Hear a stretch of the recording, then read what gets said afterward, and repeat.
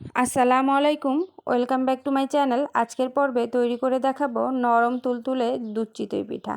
নানি এবং দাদিদের হাতে যেই ধরনের মজার এবং নরম দুধ চিতই পিঠা খেতাম, তার থেকেও বেশি মজার, সাথে হবে অসংখ্য ছিদ্র নরম তুলতুলে এই দুধ চিতই পিঠা। খেতে কিন্তু অসম্ভব মজা। তো কিভাবে এই দুধ চিতই পিঠা তৈরি করলাম, সেই রেসিপিটি আজকে আমি আপনাদের সাথে শেয়ার করব। আশা করছি এই রেসিপিটি ফলো করলে এরকম নরম তুলতুলে এবং অসম্ভব মজার দুধ চিতই পিঠা ঘরেই তৈরি করে নিতে পারবেন। তো কিভাবে তৈরি করলাম সেই রেসিপিটি আজকে আমি আপনাদের সাথে শেয়ার করব। চলুন তাহলে দেখে নিই কীভাবে তৈরি করে নেব। একটা মিক্সিং বলে আমি 2 কাপ পরিমাণ সেদ্ধ চাল, অর্থাৎ যে চালটা আমরা ভাত রান্না করে খাই সেই চালটা নিয়ে নিব। আর দিয়ে দেব 1 কাপ পরিমাণ আতপ চাল। আপনারা চাইলে পোলার চালও ব্যবহার করতে পারেন। এই চালগুলো একসাথে করে আমি পর্যাপ্ত পরিমাণ পানি দিয়ে ভালো করে কষলে ধুয়ে পরিষ্কার করে নেব। ধোয়া হয়ে গেলে কুসুম গরম পানি দিয়ে আমি চালগুলোকে ভিজিয়ে রাখব। ভেজানো হয়ে গেলে একটা ব্লেন্ডারের সাহায্যে কুসুম গরম পানি দিয়ে আমি ব্লেন্ড করে নিয়েছি। আর ব্লেন্ড করে নিয়েছি একটু ঘন করে, অবশ্যই দেখতে পাচ্ছেন। তো ব্লেন্ড করা হয়ে গেছে। এই পর্যায়ে আমি হাতের সাহায্যে ভালো করে মাখিয়ে নিচ্ছি। যাদের পিঠা তৈরি করার পরে ফুলে না কিংবা ছিদ্রযুক্ত হয় না, তারা এই প্রসেসটি ফলো করতে পারেন। এই প্রসেসটি ফলো করলে অবশ্যই পিঠাগুলো হবে অসংখ্য ছিদ্রযুক্ত এবং পিঠাগুলো ফুলে ডাবল হয়ে যাবে। তো আর আমি অল্প অল্প করে কুসুম গরম পানি অ্যাড করে মিশিয়ে নিচ্ছি। তো হাফ কাপ দিয়ে দিয়েছিলাম, আরও হাফ কাপ আমি দিয়ে দিচ্ছি কুসুম গরম পানি। এখন একটা চামচের সাহায্যে আমি ভালো করে মিশিয়ে ব্যাটার তৈরি করে নেব। এই পর্যায়ে ব্যাটার কিন্তু তৈরি হয়ে গেছে। এখানে আমি হাফ চামচ লবণ দিয়ে দিলাম। আর এখন চামচের সাহায্যে ভালো করে মিশিয়ে নিচ্ছি। ব্যাটারটা বেশি পাতলাও হবে না, ঘনও হবে না। চাইলে একটু বেকিং পাউডার অ্যাড করে দিতে পারেন। যাদের পিঠা ফুলে না, অবশ্যই বেকিং পাউডার দিলে পিঠাগুলোও ফুলে উঠবে। তো এই তো ব্যাটার তৈরি হয়ে গেছে। একটা লোহার সাজ ভালো করে গরম করে তারপরে মিডিয়াম আঁচে আমি এই ব্যাটারগুলো দিয়ে দিচ্ছি।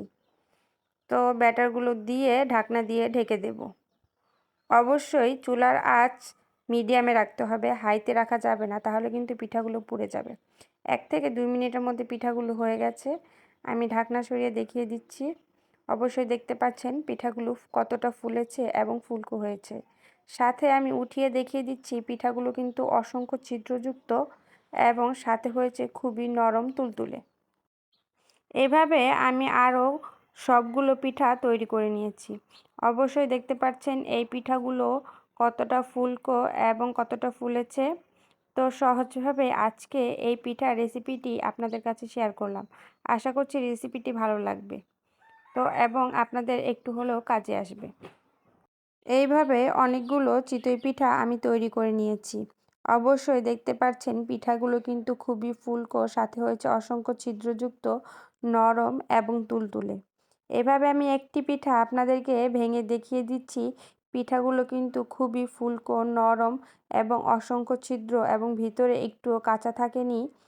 তো দেখতেই পাচ্ছেন। এখন একটা হাঁড়িতে আমি 1 কাপ পরিমাণ চিনি দিয়ে দিলাম।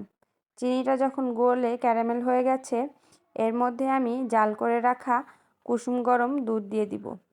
আপনারা চাইলে ক্যারামেলটা ব্যবহার করতেও পারেন, আবার না করলেও চলে, কিন্তু ক্যারামেলটা দিলে কালারটা খুবই সুন্দর হয় এবং দুধের স্বাদ কিন্তু দ্বিগুণ বেড়ে যায়।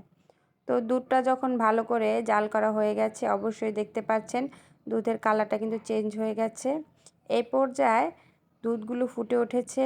এখন আমি দিয়ে দিব চিতই পিঠাগুলো। দুধগুলো ভালো করে জাল হলে দেখা যায় পিঠা খেতে কিন্তু দ্বিগুণ মজা লাগে। তো এইভাবে আমি সবগুলো পিঠা দিয়ে দিব দুধের মধ্যে। দুধের মধ্যে দিয়ে 1 থেকে 2 মিনিট আমি জাল করে নেব। এইভাবে জাল করার সাথে সাথে আমি দিয়ে দিব সামান্য পরিমাণ লবণ। যারা মিষ্টিতে লবণ পছন্দ করেন তারা দিতে পারেন, না দিলেও চলে। তো আমি অল্প পরিমাণ লবণ দিয়ে জাল করে নিয়েছি 1.5 থেকে 2 মিনিট। দুধ কিন্তু অনেকটাই কমে গেছে এবং পিঠাগুলো কিন্তু অনেকটাই ফুলে উঠেছে। এই পর্যায়ে আমি অ্যাড করে দেব হলো তৈরি করে রাখা খেজুরের গুড়। খেজুরের গুড় অল্প পরিমাণ পানি দিয়ে আমি জাল করে রেখেছি। এখন আমি এই দুধের মধ্যে জাল করে রাখা খেজুরের গুড় অ্যাড করে দেব। অবশ্যই দেখতে পাচ্ছেন খেজুরের গুড় অ্যাড করে দিয়েছি। তো এখন আমি এই পিঠাগুলো সারা রাতের জন্য রেখে দেব এইভাবেই একটা ঢাকনা দিয়ে ঢেকে। অবশ্যই ঢাকনায় ছিদ্র যুক্ত হতে হবে। তো সকালে অবশ্যই দেখতে পাচ্ছেন পিঠাগুলো ফুলে কিন্তু ডাবল হয়ে গেছে এবং দুধ এবং খেজুরের রস অনেকটাই কমে গেছে। অবশ্যই দেখতে পাচ্ছেন পিঠাগুলো কতটা নরম এবং তুলতুলে হয়েছে। একটা প্লেটে আমি কয়েকটা পিঠা নামিয়ে আপনাদেরকে দেখিয়ে দিচ্ছি পিঠাগুলো কতটা নরম, সফট এবং ফুলে ডাবল হয়ে গেছে। অসম্ভব মজার এই দুধ চিতই পিঠা খুব সহজে ঘরেই তৈরি করে নিতে পারেন এই রেসিপিটি ফলো করলে। আশা করছি রেসিপিটি আপনাদের কাছে ভালো লেগেছে। ভালো লাগলে অবশ্যই আমার চ্যানেলটি সাবস্ক্রাইব করে পাশে থাকা বেল আইকনটি প্রেস করে দিবেন। পরবর্তী ভিডিও দেখার আমন্ত্রণ রইল। আল্লাহ হাফেজ।